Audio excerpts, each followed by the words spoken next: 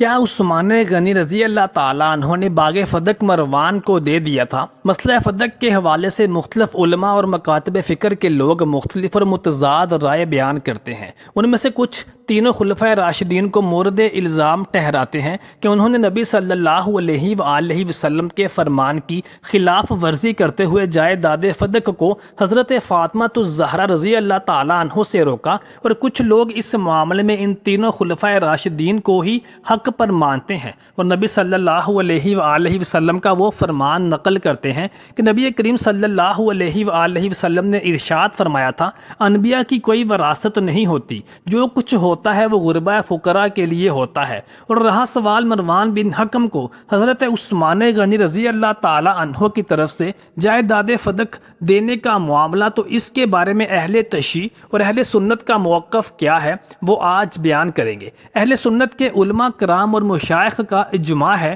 کہ کچھ لوگ یہ باطل حقیقت پیش کرنے کی کوشش کرتے ہیں کہ سیدنا عثمان غنی رضی اللہ تعالی عنہ نے باغ فدق مروان بن حکم کو دے دیا تھا، جبکہ حقائق یہ ہیں کہ عمر بن عبد العزیز رحمۃ اللہ علیہ جب خلیفہ ہوئے تو انہوں نے مروان بن حکم کے بیٹوں کو اکٹھا کیا اور پھر ارشاد فرمایا کہ رسول اللہ صلی اللہ علیہ وآلہ وسلم کے پاس فدق تھا، آپ صلی اللہ علیہ وآلہ وسلم اس کی آمدنی کو اہل و عیال، فقراء اور مساکین پر خرچ کرتے تھے، اسے بنو ہاشم کے چھوٹے بچوں پر احسان فرماتے تھے، ان کی بیوہ عورتوں کے نکاح پر خرچ فرماتے تھے۔ فاطمہ رضی اللہ تعالی عنہ نے آپ صلی اللہ علیہ وآلہ وسلم سے فدق مانگا تو نبی صلی اللہ علیہ وسلم نے انہیں دینے سے انکار کیا۔ نبی صلی اللہ علیہ وآلہ وسلم کی زندگی تک ایسا ہی رہا، یہاں تک کہ آپ صلی اللہ علیہ وسلم انتقال فرما گئے۔ پھر حضرت ابو بکر صدیق خلیفہ ہوئے تو انہوں نے ویسے ہی عمل کیا جیسے نبی اکرم صلی اللہ علیہ وآلہ وسلم نے اپنی زندگی میں کیا تھا، یہاں تک کہ وہ بھی انتقال فرما گئے۔ پھر جب عمر رضی اللہ تعالی عنہ خلیفہ رسول ہوئے تو انہوں نے بھی ویسے ہی کیا جیسے رسول اللہ صلی اللہ علیہ وآلہ وسلم اور خلیفہ اول ابو بکر رضی اللہ تعالی عنہ نے کیا تھا، یہاں تک کہ عمر رضی اللہ تعالی عنہ کا بھی انتقال ہوا۔ پھر مروان نے اسے اپنی جاگیر بنا لیا، پھر وہ عمر بن عبد العزیز کے قبضہ و تصرف میں آیا۔ عمر بن عبد العزیز کہتے ہیں کہ میں نے اس معاملے پر غور و فکر کیا، میں نے اسے ایک ایسا معاملہ جانا کہ رسول اللہ صلی اللہ علیہ وآلہ وسلم نے اسے فاطمہ علیہ السلام کو دینے سے منع کر دیا، تو پھر ہمیں کہاں سے یہ حق پہنچتا ہے کہ ہم اسے اپنی ملکیت میں رکھیں؟ تو سن لو، میں تم سب کو گواہ بنا کر کہتا ہوں کہ اسے میں نے پھر سے اس کی اپنی پرانی اور اصلی حالت پر لوٹا دیا ہے، یعنی جس پر نبی کریم صلی اللہ علیہ وآلہ وسلم کے زمانے میں تھا، یعنی میں نے پھر وقف کر دیا ہے۔ ابو داؤد کہتے ہیں کہ عمر بن عبد العزیز خلیفہ مقرر ہوئے تو اس وقت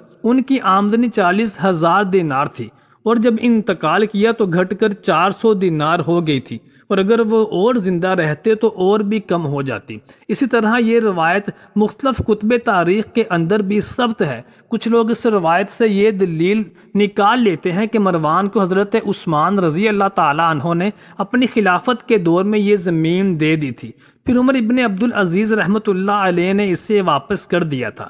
یہ بات حقیقت کے بھی خلاف ہے، کیونکہ حضرت عثمان غنی رضی اللہ تعالی عنہ کے بعد حضرت علی رضی اللہ تعالی عنہ مسلمانوں کے چوتھے خلیفہ بنے تھے، اور یہ باغ آل مروان کے پاس ہوتا تو حضرت علی رضی اللہ تعالی عنہ ان سے ضرور بالضرور واپس لیتے۔ جو لوگ اس روایت سے دلیل لیتے ہیں کہ حضرت عثمان غنی رضی اللہ تعالی عنہ پر طعن و تشنیع بھی کرتے ہیں، ان کے لیے یہ روایت لمحہ فکریہ ہے، کیونکہ اس روایت میں ہے کہ رسول اللہ صلی اللہ علیہ وآلہ وسلم سے سیدہ فاطمہ الزہرا رضی اللہ تعالی عنہا نے باغ فدق مانگا، لیکن رسول اللہ صلی اللہ علیہ وآلہ وسلم نے انکار کر دیا۔ اس روایت کی سند تو ضعیف ہی ہے جیسا کہ گزرا ہے۔ اسی طرح ایک اور اس روایت میں یہ نہیں ہے کہ حضرت عثمان غنی رضی اللہ تعالی عنہ نے مروان کو باغ فدق بطور میراث دیا، بلکہ یہی ہے کہ مروان کو دیکھنے، بالنے، سنبھالنے کے لیے دیا، لیکن عمر بن عبد العزیز رحمۃ اللہ علیہ نے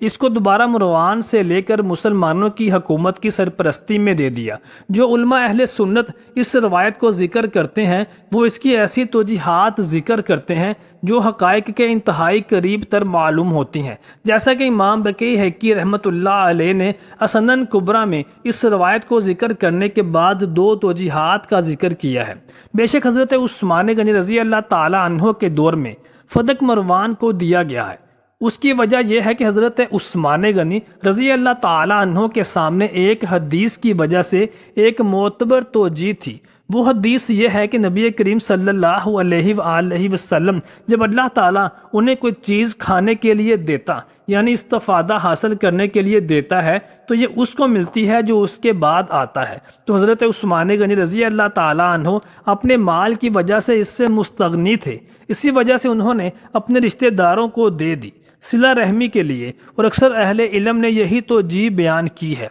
مذکورہ توجیہ پر غور کیا جائے تو یہ توجیہ تو کتب شیعہ کے اندر بھی موجود ہے۔ شیعہ کے معصوم جعفر صادق کا اقرار کتب شیعہ کے اندر موجود ہے کہ مال فے کا معاملہ حکمران کے حوالے ہوتا ہے۔ ابو عبداللہ علیہ السلام فرماتے ہیں کہ انفال وہ مال ہے جس پر نہ گھوڑے دوڑائے گئے ہوں اور نہ ہی اونٹ، یعنی وہ مال یا علاقہ جو بغیر لڑائی کے مل گیا ہو، یا ایسی قوم کا مال جنہوں نے مصالحت اختیار کر لی ہو، یا ایسی قوم کا مال جنہوں نے اپنے ہاتھوں سے وہ مال دے دیا ہو،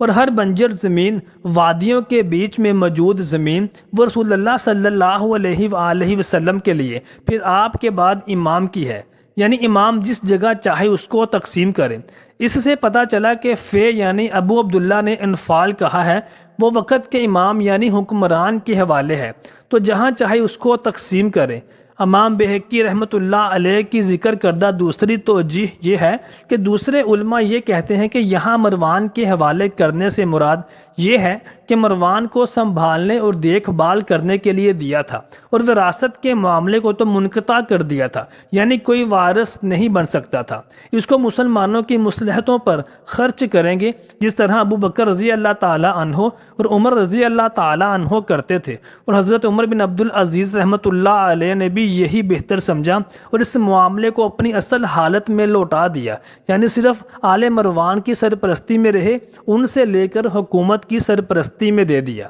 نبی کریم صلی اللہ علیہ وآلہ وسلم کی وفات کے بعد فدق کی ملکیت پر فاطمہ الزہرا رضی اللہ تعالیٰ عنہ اور خلیفہ اول ابو بکر صدیق میں اختلافات پیدا ہوئے۔ فاطمہ الزہرا نے فدق پر اپنا حق ملکیت سمجھا، جبکہ ابو بکر صدیق نے فیصلہ دیا کہ چونکہ انبیاء کی وراثت نہیں ہوتی اس لیے فدق حکومت کی ملکیت میں جائے گا۔ اس پر فاطمہ الزہرا ابو بکر صدیق سے ناراض ہو گئیں اور اپنی وفات تک ان سے کلام نہیں کیا، یہاں تک کہ ان کی وفات کے بعد ان کی وصیت کے مطابق رات کو ان کا جنازہ پڑھایا گیا، جس کے بارے میں ابو بکر صدیق کو خبر بھی نہ کی گئی۔ اہل سنت کی کچھ روایات کے مطابق ابو بکر صدیق نے بعد میں فاطمہ الزہرا رضی اللہ تعالیٰ عنہ سے صلح کی کوششیں جاری رکھیں، یہاں تک کہ وہ ان سے ناراض نہ رہیں اور راضی ہو گئیں۔ اس سلسلے میں اہل سنت اور اہل تشیع میں پہلا اختلاف یہ ہے کہ اہل سنت کے مطابق ابو بکر صدیق رضی اللہ تعالیٰ عنہ نے یہ فیصلہ ایک حدیث کی بنیاد پر کیا، جس کے مطابق نبی صلی اللہ علیہ وآلہ وسلم نے فرمایا